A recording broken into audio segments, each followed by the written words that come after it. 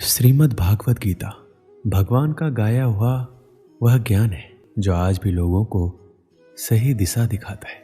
जिस तरह आज हम कई बार तमाम कारणों के चलते अपने कर्तव्यों से विमुख हो जाते हैं और हार कर समस्याओं से पलायन करने लगते हैं, उसी प्रकार महाभारत के युद्ध के समय निराश असमंजस की स्थिति में दिखाई देते हैं।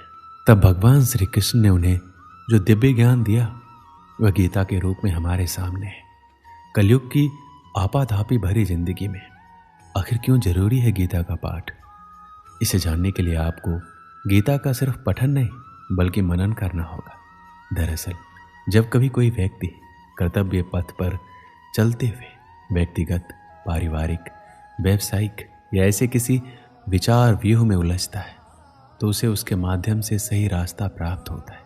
जीवन के उस मोड़ पर जब कोई व्यक्ति को वह रास्ता नहीं सूझता तब वह खुद को तमाम समस्याओं से घिरा पाता है तो कर्तव्य अकर्तव्य के असमंजस में फंस जाता है। उस मुश्किल समय में श्रीमद् भागवत गीता उसका हाथ थामती है और मार्गदर्शन करती है। एक बार माता पार्वती महादेव जी से पूछते हैं कि किस ज्ञान के बल पर संसार के सब लोग आपको शिव कहकर पुकारते हैं। पूछते हैं मृगछाला ओढ़े और अपने सभी अंगों में शमशान की विभूति लगाएं, गले में सर्प और नर मुंडों की माला पहने हुए हो, इनमें से तो कोई पवित्र नहीं है, फिर आप किस ज्ञान से पवित्र माने जाते। तब महादेव ने उत्तर दिया, हे प्रिय सुनो, मैं गीता ज्ञान को अपने हृदय में धारण करने से पवित्र माना जाता हूँ। इस ज्ञान से मुझे बाहर के कर्म नहीं व्यापते। तब पार्वती जी ने कहा, हे भगवान, जिस गीता ज्ञान की आप ऐसी स्तुति करते हैं उसके श्रवण से कोई कृतार्थ भी हुआ है। महादेव ने उत्तर देते हुए कहा, इस ज्ञान को सुनकर बहुत से जीव कृतार्थ हुए हैं और आगे भी होंगे। दोस्तों, आज के इस वीडियो में आप सभी को गीता का प्रथम अध्याय के बारे में हम विस्तृत जानकारी देंगे, तो इस वीडियो को पूरा जरूर देखिएगा। श्रीमद् भागवत गीता के सबसे पहले दो शब्द धर्म क्षेत्रे कुरुक्षेत्रे।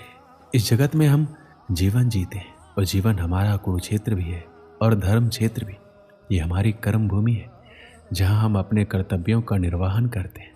अर्जुन, जो कि गीता के शुरुआत में अपने जीवन के सबसे महत्वपूर्ण युद्ध को लड़ने जा रहे थे, किंतु वह अत्यधिक हताश, निराश, भ्रम मोह में था। हम भी अपने जीवन में इसी तरह से हताशा और निराशा का सामना करते हैं और इन परिस्थितियों में भगवान श्री कृष्ण जो समाधान देते हुए कहते हैं, हृदय की क्षुद्र दुर्बलता, सारे भ्रमों को पीछे छोड़ सब कुछ भुलाकर खड़े हो जाओ मेरे साथ। तो यहाँ श्री कृष्ण जी अर्जुन को केवल शाब्दिक ज्ञान ही नहीं अपितु प्रायोगिक ज्ञान भी प्रदान करते हैं जिससे उसे विजयश्री प्राप्त होती है। तो यही शुरुआती दो शब्द हमें जीवन के लिए गूढ़ प्रेरणा और दिशा प्रदान कर रहे हैं। क्या आप जानते हैं गीता का अर्थ क्या होता है? गीता शब्द का अर्थ है गीत और भागवत शब्द का अर्थ है भगवान।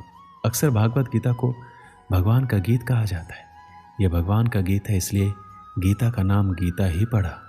गीता में लिखा है, क्रोध से भ्रम पैदा होता है, भ्रम से बुद्धि व्यग्र होती है, जब बुद्धि व्यग्र होती है तब तर्क नष्ट हो जाता है और जब तर्क मरता है तो मनुष्य का विवेक नष्ट हो जाता है और उसका पतन शुरू हो जाता है। इस आधार पर कई ज्ञान और बुद्धि को खोलने वाली बातें लिखी है। जब हम शत्रु और समस्या को देखते हैं तो हमें बहुत ही बड़ी और विकराल दिखाई देती है और मन में ये डर भी रहता है कि अगर हम इसमें घुस गए तो क्या होगा? क्या हम इस समस्या से बाहर आ पाएंगे? क्या हम जीत पाएंगे? कुछ इसी प्रकार की सोच से दुर्योधन भी गुजर रहा था। दुर्योधन गुरु द्रोणाचार्य से कहता है कि बड़े बड़े धनुष वाले तथा युद्ध में भीम और अर्जुन के सामने सूरवीर तथा महारथी राजा द्रुपद, चिकितान तथा बलवान काशीराज, पुरोजित, सुभद्रा पुत्र अभिमन्यु एवं द्रौपदी के पांचों पुत्र, ये सभी के सभी महारथी हैं। इससे हमें ये पता चलता है कि चाहे शत्रु हो या शत्रु की जैसी समस्या, उसके बारे में सब कुछ जानना चाहिए। समस्या के हर पहलू से हमें वाकिफ होना चाहिए और उसके हर अंग के बारे में हमें मालूम होना चाहिए, जैसे कि उस स्थिति में दुर्योधन भी कर रहा था। इसमें दुर्योधन आगे द्रोणाचार्य से कहता है, हे ब्राह्मण श्रेष्ठ, पांडवों की सेना के योद्धाओं को तो आपने देख लिया। उसके बाद दुर्योधन अपनी सेना के महारथियों का परिचय देता है। समस्या के बारे में सब कुछ जान लेने के बाद अपने पक्ष में सोचने की बारी आती है। दोस्तों, हमें ये भी जानना होता है कि हमारे पक्ष में कौन कौन से मजबूत बिंदु हैं जिससे हम उस समस्या पर विजय प्राप्त कर सकते हैं। जिस तरह से हम वर्तमान समय में हमारे जोखिमों का आकलन करते हैं, वैसे ही दुर्योधन भी अपनी शत्रु की सेना को देखते हुए, दोनों सेनाओं के योद्धाओं की बात करते हुए आगे होने वाले युद्ध के लिए तैयार हो रहे हैं। चुनौती को हर तरीके से समझकर ही उससे विजय प्राप्त की जा सकती है। युद्ध में जब तैयारी होती है तो वो दोनों तरफ से होती है और हर पक्ष अपने विजय की आशा में अपनी सेना को भरोसा देता है। प्रेरणा तो हम सभी को चाहिए, और जैसे कि हम सभी ने देखा है कि कैसे सब लोग युद्ध को जीतने के लिए अपने अपने प्रयास कर रहे थे। महाभारत का युद्ध ऐसा था जिसमें हर बड़ा योद्धा भाग ले रहा था, और ऐसे मौक़ों को कोई कैसे छोड़ सकता था। इसमें हमारे लिए ध्यान देने वाली बात यह है कि सच्चा योद्धा तो वही है जो युद्ध के लिए तत्पर रहे, युद्ध को अपना जीवन माने या चुनौती माने, जो भी माने, परंतु इसके लिए हमेशा तैयार रहे।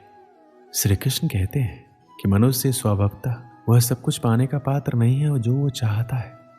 हम सब चाहते हैं कि हम स्वतः ही किसी चीज़ के हकदार हैं, तब हम उसे पाने के लिए दूसरों के आगे पीछे चलना शुरू कर देते हैं। जब भी हम दुर्योधन के बारे में सोचते हैं तो वह एक ईर्ष्यालु और व्यक्ति के रूप में सामने आता है। लेकिन क्या आपने कभी ये सोचा है कि हम सभी में कहीं ना कहीं दुर्योधन भी है? हम ईर्ष्यालु हो सकते हैं और हम वही चाहते हैं जो दूसरों के पास है। कार्य के पीछे का इरादा ही मायने रखता है। जो लोग केवल कर्म के फल की इच्छा से प्रेरित होते हैं वो दुखी होते हैं, क्योंकि वो जो करते हैं उसके परिणाम के बारे में लगातार चिंतित रहते हैं। इस दुनिया में ज़्यादातर लोग अपने अहंकार के कारण बर्बाद हो जाते हैं। वो विश्वास या भरोसे से ज़्यादा अपने ईगो को महत्व देते हैं। आदमी का अहम और वहम दोनों उसे सफलता की सीढ़ियाँ चढ़ने नहीं देता, क्योंकि एक अहंकारी आदमी की दुनिया उसी से शुरू होती है और उसी पर ख़त्म हो जाती है। हर व्यक्ति के अंदर किसी न किसी तरह का घमंड होता ही। यह मनुष्य का एक स्वभाव है। जब हम खुद को ज़मीन से जुड़ा हुआ पाते हैं तो हमारे नीचे गिरने का सवाल ही पैदा नहीं होता। लेकिन जब सफल होने पर हम खुद को आसमान में ले जाते, अपने दिमाग को चढ़ाने लगते, तब हमें आसमान से नीचे गिरने में देर नहीं लगती। अहंकार को अपने दिमाग में घर ना करने दें, नहीं तो आपने जितनी जल्दी सफलता की सीढ़ियाँ चढ़ी है, आपको वहाँ से नीचे उतरने में देर नहीं लगेगी। एक समय की बात है, रामनगर गांव में एक बूढ़ा आदमी अपने पुत्र के साथ रहता था। बीमार होने के कारण बूढ़े आदमी ने अपनी बहुत सी संपत्ति अपने पुत्र के नाम कर दी। उसने अपनी वसीयत में लिखा कि उसकी सारी संपत्ति उसके मरने के बाद उसके पुत्र की हो जाएगी, और वसीयत के कुछ दिन बाद ही उसकी मृत्यु हो गई। संपत्ति इतनी थी, उसका पुत्र और आगे आने वाली 7 पुश्ते बिना कोई काम धंधा किए आराम से खा पी सकते थे। मगर उसका पुत्र अभी भी संतुष्ट नहीं था। वह अधिक से अधिक धन कमाना चाहता था। इसलिए उसने अपने सभी अचल संपत्ति बेच दी और भिन्न भिन्न वस्तुओं की खरीद कर उसका व्यापार करना आरंभ कर दिया। भाग्यवश वह बहुत कम समय में अत्यधिक सफल हुआ तथा शीघ्र ही पहले से अधिक धनवान हो गया।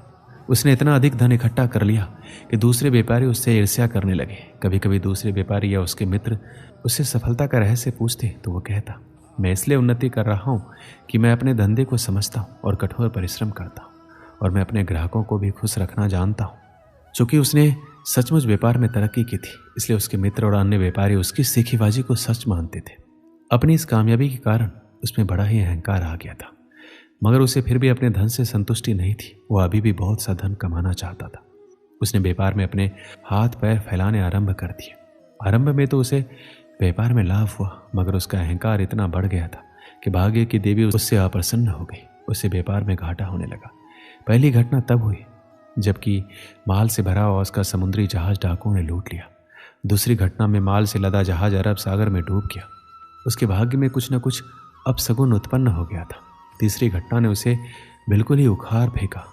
वह दर दर का भिखारी बन गया। उसका सारा व्यापार चौपट हो गया। उसकी यह दुर्दशा देखकर उसके मित्रों ने पूछा, भाई तुम्हारी यह दुर्दशा आखिर कैसे हुई?